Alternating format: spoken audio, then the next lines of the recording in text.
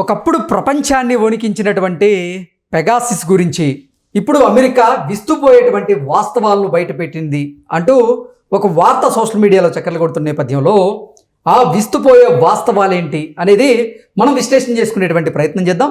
ప్రస్తుతం మనతో పాటున్నారు ప్రముఖ రాజకీయ విశ్లేషకులు, ప్రముఖ సీనియర్ జర్నలిస్ట్ సిఎస్ రావు గారు. సార్తో మాట్లాడదాం. సార్ నమస్తే సార్. ఒకప్పుడు ప్రపంచాన్ని గడగడలాడించినటువంటి పెగాసిస్ గురించి ఇప్పుడు అమెరికా విస్తుపోయేటువంటి వాస్తవాలను వెలుగులోకి తీసుకొచ్చింది అనేటువంటి వార్త సోషల్ మీడియాలో చక్కర్లు కొడుతుంది. ఏంటి సార్ ఆ విస్తుపోయే వాస్తవాలు? ఇప్పుడు ఒకటేంటంటే పెగాసిస్ అనేది ప్రపంచవ్యాప్తంగా బాగా కలకంలో రేపింది. అదేవిధంగా భారతదేశంలో కూడా దాని యొక్క ప్రకంపనలు ప్రభుత్వాలు పార్లమెంట్నే కుదిపేశాయి. కారణం ఏంటంటే 2022 ఆ ప్రాంతంలో 2022 ఆ ప్రాంతంలో ఈ పెగాసిస్కి సంబంధించి ఇష్యూ వచ్చింది. ఏంటంటే ఇది పెగాసిస్ అనేది ఒక మాల్వేర్ సాఫ్ట్వేర్. ఇది ఫోన్ ట్యాపింగ్కి సంబంధించినటువంటి సాఫ్ట్వేర్. అది ఇజ్రాయెల్ నుంచి తీసుకొచ్చి ఉపయోగిస్తున్నారు అనేది విపక్షంలో ఉండేటువంటి పెద్దలు, అలాగే కొంతమంది జర్నలిస్టులు, కొంతమంది పారిశ్రామికవేత్తలు, ఇవి మొత్తం వీళ్ళు ఫోన్ ట్యాపింగ్లు చేస్తున్నారు. ఇది గవర్నమెంట్ నరేంద్ర మోడీ గారి ప్రభుత్వం కుట్ర పండిందని చెప్పి కాంగ్రెస్ పార్టీ వాళ్ళు పార్లమెంటు వేదికగా స్తంభింపజేశారు పార్లమెంట్ని. పైగా ఎవరెవరు ఫోన్ ట్యాపింగ్ చేశారు అనేది కూడా అప్పట్లో పెద్ద ఇష్యూ అయింది. బట్ పార్లమెంట్లో ఏం చెప్పారు, పెగాసిస్ లాంటి అసలు సాఫ్ట్వేర్ ఇక్కడ ఉపయోగించట్లేదు, ఫోన్ ట్యాపింగ్లు జరగట్లేదు అని చెప్పేసి నరేంద్ర మోడీ ప్రభుత్వం పార్లమెంటు వేదికగా చెప్పింది. అవును. అప్పుడు దాదాపు దేశవ్యాప్తంగా కూడా 3,000 మందికి పైగా ఈ ప్రముఖులు, సెలబ్రిటీలతో సహా ప్రముఖులు అన్నీ కూడా ట్యాప్ చేశారు అనేది అప్పట్లో వచ్చినటువంటి న్యూస్. వాళ్ళల్లో ప్రధానంగా రాహుల్ గాంధీ, సోనియా గాంధీ, ఖర్గే ఇలాంటి వాళ్ళవి కూడా ఉన్నాయి అనేది అప్పట్లో. ఈ ఫోన్ ట్యాపింగ్ చేయటం ద్వారానే ఈ మొత్తం రాజకీయాన్ని చేస్తున్నారు, ప్రత్యర్థులు నిర్వీర్యం చేస్తున్నారు అనేది అప్పట్లో నరేంద్ర మోడీ గారి ప్రభుత్వం మీద వచ్చినటువంటి ఆరోపణలు.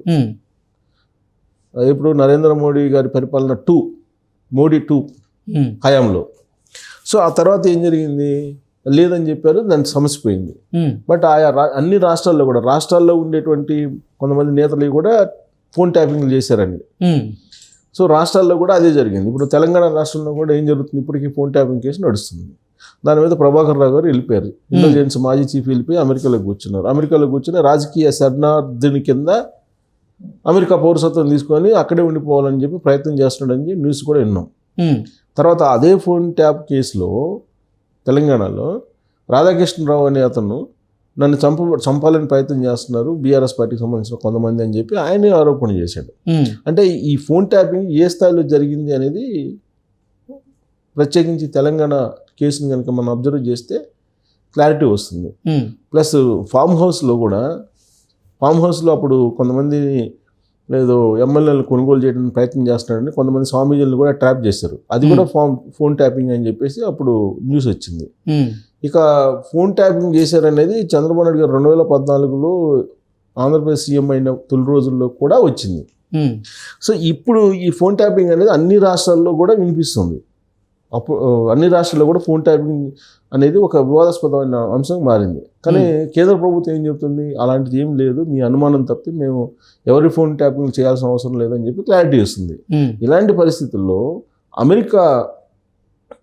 అమెరికా ఒక ఇన్వెస్టిగేషన్ చేసి అమెరికాలో ఉండే నిఘా సంస్థలు ఈ ఇజ్రాయెల్కి సంబంధించినటువంటి కంపెనీ పెగాసిస్ దాని సాఫ్ట్వేర్ ద్వారా ఈ ఫోన్ ట్యాపింగ్ చేసింది అని చెప్పి చెప్తూ ఈ వాట్సాప్కి సంబంధించినటువంటి వాటిని కూడా హ్యాక్ చేసింది అని చెప్పి నిర్ధారిస్తే ఆవిడ వాట్సాప్కి సంబంధించినటువంటి కంపెనీ కూడా వాట్సాప్ కూడా ఆ నివేదికను చూసిన తర్వాత వాళ్ళు ఇప్పుడు వాట్సాప్ వాళ్ళు అప్పట్లో ఏ విధంగా అయితే అనుమానం పడ్డారో ఆ అనుమానం నిజమే అని చెప్పేసి వాళ్ళు గమనించి ఇక నుంచి ఇలాంటి ట్యాపింగ్ జరగకుండా చర్యలు తీసుకోవాలని చెప్పి అమెరికా కోర్టులో నిర్ధారించారు. అమెరికా నిఘా సంస్థలు కూడా నిర్ధారించాయి.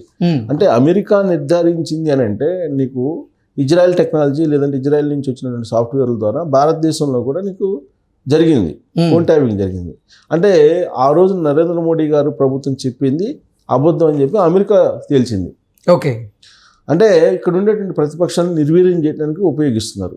ఇక అమెరికాలో కూడా ఉపయోగించారు. అమెరికాలో కూడా ఇప్పుడు ఇజ్రాయెల్కి సంబంధించినటువంటిది అది ప్రపంచవ్యాప్తంగా కూడా వాళ్ళు కొన్ని వేల ఫోన్లు ట్యాప్ చేశారు. అలాగే వాట్సాప్ లాంటి వాటిని కూడా హైజాక్ చేశారు ఆ సాఫ్ట్వేర్ ద్వారా. సో అది ఎంత డేంజరు ఏంటి అనేది ఒక పెద్ద ఎత్తున చర్చ జరిగినప్పుడు అసలు క్లీన్ చిట్ తెచ్చే ప్రయత్నం చేశారు నరేంద్ర మోడీ గారు. మరి ఇప్పుడు అమెరికా ప్రభుత్వం అమెరికా తేల్చిన తర్వాత ఇప్పుడు కాదనలేరు కదా. మరి ఇప్పుడు ఎవరు బాధ్యత వహించాలి అంటే పౌర హక్కుల్ని హరించేటువంటి పరిస్థితి ఇది. పౌర స్వేచ్ఛ లేకుండా ఈ ఫోన్ ట్యాపింగ్ చేస్తున్నారు. మరి ఇక్కడ కూడా కేసు ఫైల్ చేసి విచారణ చేయాలి. ఇప్పుడు అమెరికాలో తేల్చారు ఖచ్చితంగా ఇది ఫోన్ ట్యాపింగ్ జరిగిందని. ఇప్పుడు ఇక్కడ కూడా విచారణ చేస్తే అసలు ఎవరు ఫోన్ ట్యాప్ చేశారు, ఎవరు చేయించుకున్నారు అనేది తేలుతుందిగా. ఇప్పుడు తెలంగాణ ప్రభుత్వంలో కూడా అదే జరుగుతుంది కదా. తెలంగాణ ప్రభుత్వంలో ఫోన్ ట్యాపింగ్ ఎవరెవరు చేశారు అని అంటే మొత్తం అందరూ ఎటువైపు చూపిస్తున్నారు, ఫామ్ హౌస్ వైపు చూపిస్తున్నారు. ఇప్పుడు ఆ కేసు ఫైనల్కి వచ్చింది, ఫైనల్ స్టేజ్లో ఇన్వెస్టిగేషన్ ఫైనల్ స్టేజ్కి వచ్చింది.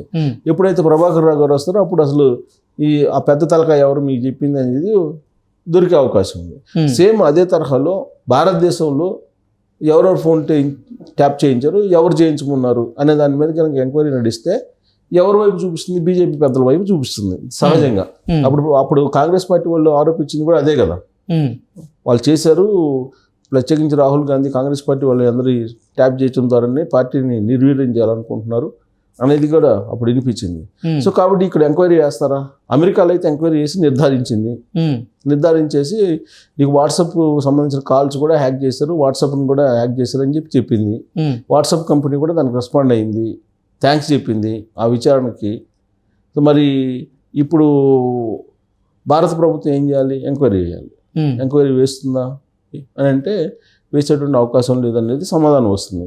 మరి పౌర హక్కులు ఎక్కడ ఉంటాయి, పౌర స్వేచ్ఛ ఎక్కడ ఉంటుంది భారతదేశంలో? పౌర హక్కులు పౌర స్వేచ్ఛ కావాలంటే ఈ విధంగా ఫోన్లు పెగాసిస్ అనేది మాల్వేర్ను ఉపయోగించి నువ్వు ఫోన్ ట్యాపింగ్ చేసుకుంటా పోతే మరి పౌర హక్కులు పౌర స్వేచ్ఛ ఏంటి అంటే దీని మీద భారత ప్రభుత్వంలో కూడా చర్చ జరగాలి, భారత పార్లమెంట్లో కూడా చర్చ జరగాలి. గతంలో పార్లమెంట్లో చర్చ జరిగినప్పుడు తప్పుదోవ పట్టించారు అనేది ఇప్పుడు అమెరికా విచారణ బట్టి అర్థమవుతుంది.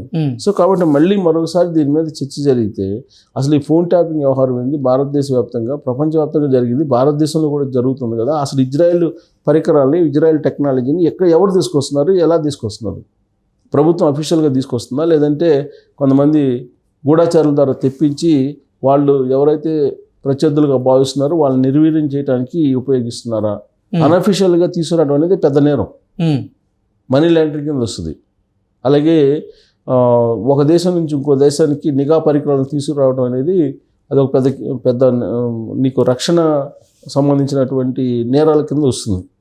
కాబట్టి ఇది అమెరికా ప్రభుత్వం అయితే అది ఖచ్చితంగా ఇజ్రాయెల్ పరికరాలతోటి ఖచ్చితంగా ప్రపంచవ్యాప్తంగా కూడా ఇది ట్యాప్ చేశారు ఫోన్ ట్యాప్లు అని చెప్పి నిర్ధారించిన తర్వాత మరి ఇక్కడ నిర్ధారించాల్సిన అవసరం ఉందా లేదనేది నరేంద్ర మోడీ గారి ప్రభుత్వం తెలుసుకోవాలి. లేదంటే పౌర హక్కులకు భంగం కలిగినట్టు భావించాలి.